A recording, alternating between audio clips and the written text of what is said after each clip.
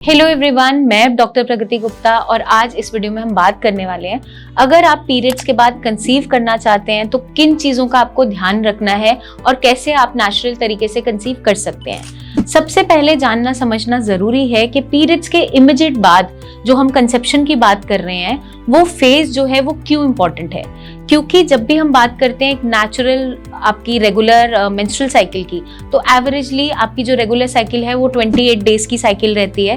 तो averagely 14th day आपकी ovulation होती है जब मैच्योर एग रिलीज होता है। अब जब आपके पीरियड्स खत्म हुए हैं और हम वेट कर रहे हैं कि ओवुलेशन का डेज आ रहे हैं, तो ये जो फेज है ये फर्टाइल विंडो माना जाता है, मतलब सबसे ज्यादा चांसेस होते हैं कंसेप्शन के।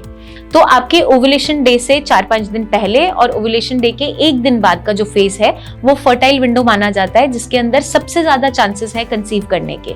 ऐसा नहीं है कि अदर देन दैट डेज पे कंसेप्शन नहीं हो पाती, बट इसमें प्रोबेबिलिटी सबसे ज्यादा होती है। तो इस फेज को हमें मिस बिल्कुल भी नहीं करना है। तो कुछ चीजों का हमें और भी ध्यान रखना है कि जब आपका फर्टाइल विंडो चल रहा है तो आप अल्टरनेट डे पे इंटरकोर्स कर सकते हैं, रेगुलर डेज पे नहीं करना है, ताकि आपकी बॉडी फटीग के अंदर ना जाए, स्पर्म की जो क्वालिटी है वो अच्छी बनी रहे। तो इस चीज को भी हमें फॉलो करना इंपॉर्टेंट है।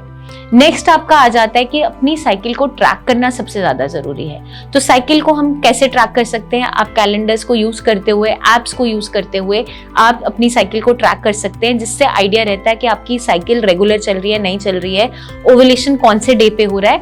एवरेजली अगर माना जाए तो हमारी जो 28 डे की साइकिल है 14th डे पे ओवुलेशन माना जाता है, बट ये एक आधा दिन ऊपर नीचे हो सकता है।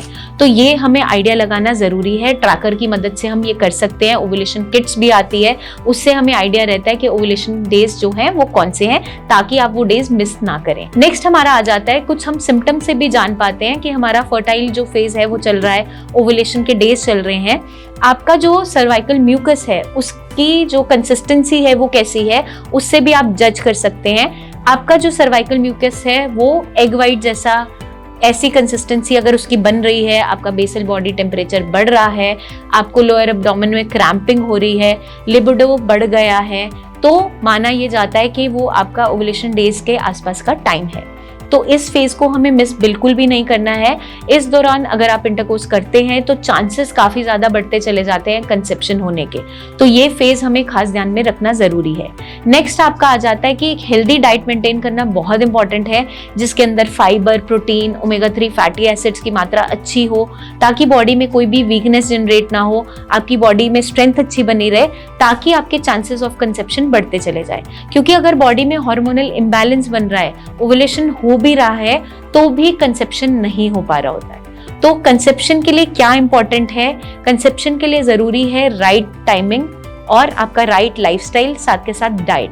अगर हम इन सारी चीज़ों को एक साथ मिक्स कर देते हैं तो कंसेप्शन के चांसेस बढ़ते चले जाते हैं। क्योंकि सिर्फ ये नहीं है कि अगर आपका ओवुलेशन ठीक टाइम पे हो रहा है या पीरियड्स रेगुलर आ रहे हैं तो कंसेप्शन हो ही जाएगा।